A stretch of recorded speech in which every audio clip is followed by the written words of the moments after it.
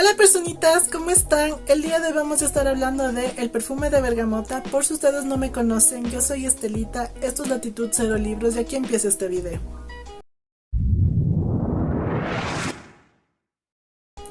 Probablemente personitas, este es uno de los libros que más me emociona hacerles de la reseña aquí en el canal, porque como pueden ver en el título trata de bastantes temas, todos ellos de mi interés, justamente uno de ellos es mi profesión.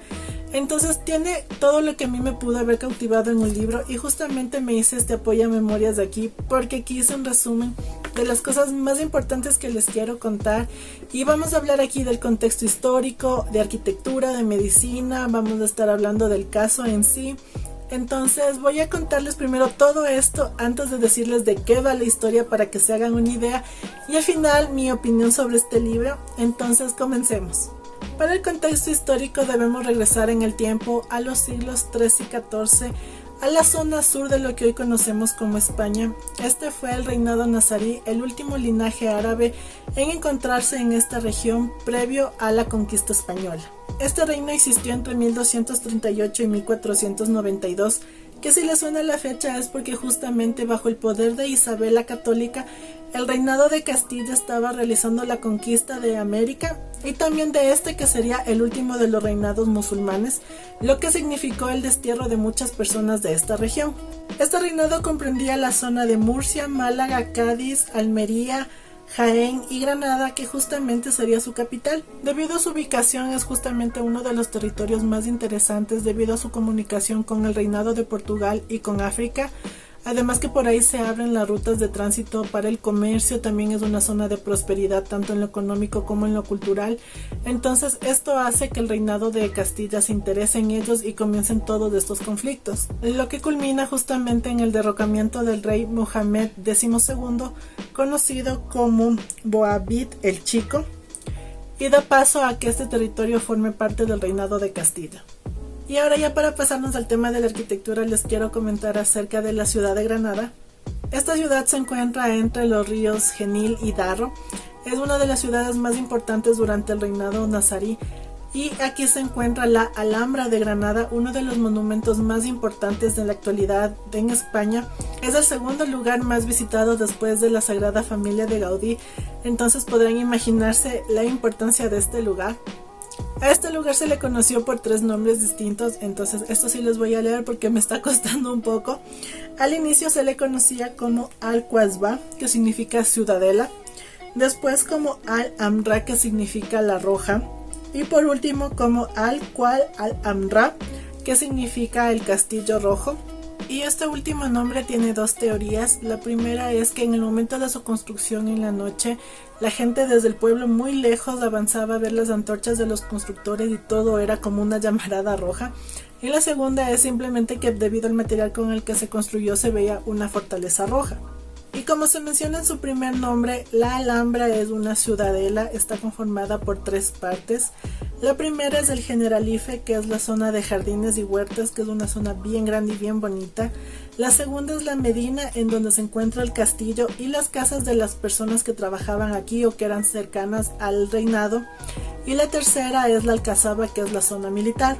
Y todo esto debido a que, además de su uso residencial, la Alhambra de Granada era un símbolo de poder y además funcionaba como una zona de defensa para la ciudad, ya que debido a su ubicación en la parte más alta, pues tenían una mejor visibilidad en caso de tener que defenderse frente a un enemigo. Y este monumento tan impresionante que en su momento fue un centro cultural y comercial, pues ahora, como les menciono, es una zona turística. Aquí también se han filmado películas y series. Justamente hay una en Netflix que no recuerdo el nombre, pero les voy a dejar aquí, que me parece bastante interesante y la tengo por ver. En 2019 tuve la oportunidad de conocer la Alhambra, por aquí les voy a compartir fotos. Y previo a eso en la carrera también ya lo había analizado como un referente de la arquitectura árabe. Entonces al estar ahí ya no solo como turista sino también como arquitecta me hizo disfrutar mucho de este lugar. El recorrer sus calles ayuda muchísimo a tratar de comprender el día a día de estas personas y eso me ayudó mucho en el momento de leer el libro, porque la ciudad no es únicamente el escenario de los sucesos, sino que también es un personaje y eso se nota clarísimo conforme vamos avanzando la historia. porque nos hacen recorrer muchos lugares, tenemos que visitar bastantes de estos espacios. Y algo que yo disfruté mucho de este libro es que justamente aquí tiene un mapa de la ciudad de Granada de ese momento, y con la ayuda de un mapa en internet de la Alhambra pues me fui guiando, porque nos mencionan varios ingresos, varias puertas, lugares muy específicos que quizás son necesarios ubicar para tener idea. Pero como les digo, en este libro se trata mucho de la experiencia de la ciudad, la experiencia de recorrer estos lugares.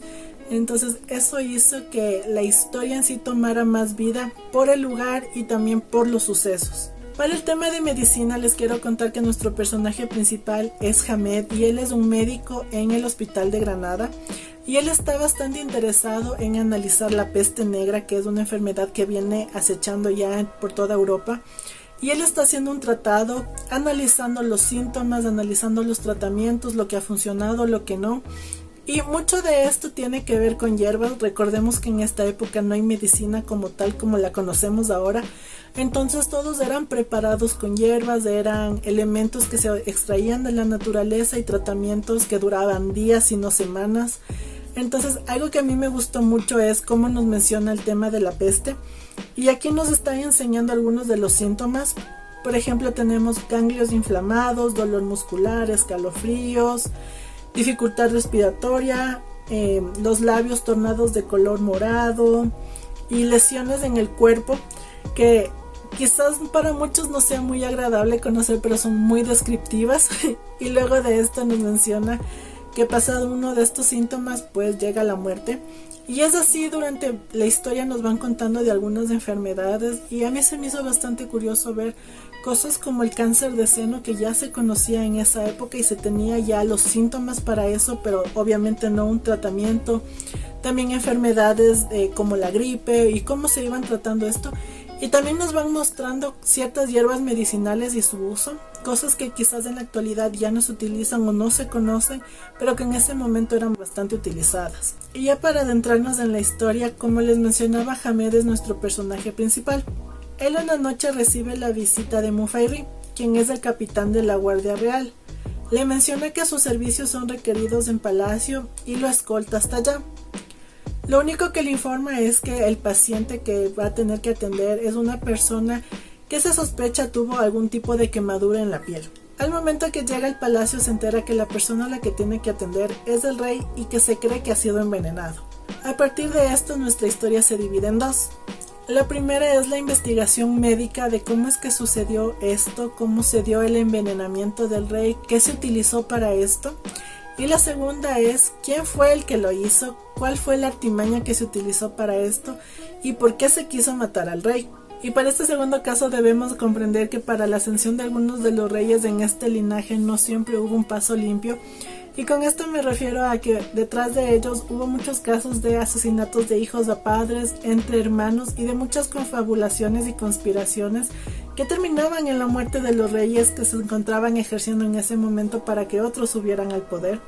No les quiero dar mucho spoiler, hay muchas situaciones en este libro que nos llevan a pensar quién pudo haber estado detrás de eso, e incluso hay personajes que no nos esperamos conocer en esta historia que son utilizados como chivos expiatorios.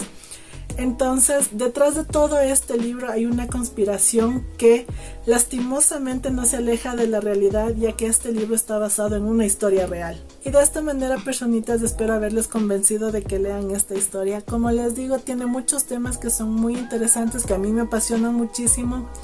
Y además, acompañar a Hamed durante la investigación es toda una aventura, porque él es un personaje principal muy interesante. Además que creo que el mayor mérito de él es haber resuelto este caso en un momento en donde los recursos eran limitados y donde el conocimiento era muy poco, pero él logra desarrollar toda esta teoría y logra demostrar quién fue el que causó todo este daño. Creo también que la aventura también consiste en ir conociendo todo este lugar, ir conociendo las costumbres musulmanas, ir conociendo cómo esto va chocando también con la situación política del momento. Entonces es muy rico en información este libro, además que es un libro muy delgado, entonces van sucediendo cosas continuamente que a uno le tienen en el vilo de saber qué es lo que va a pasar, cómo se va a resolver este caso. Y todas estas jugadas quizás un poco políticas al estilo del ajedrez, de mover una cosa para que funcione otra, también es bien interesante. Entonces yo les recomiendo mucho este libro y espero de verdad que lo lean.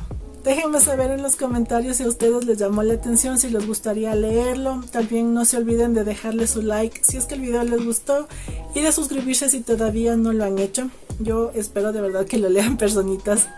Y por ahora me despido, nos estamos viendo la siguiente semana en un nuevo video. ¡Chao!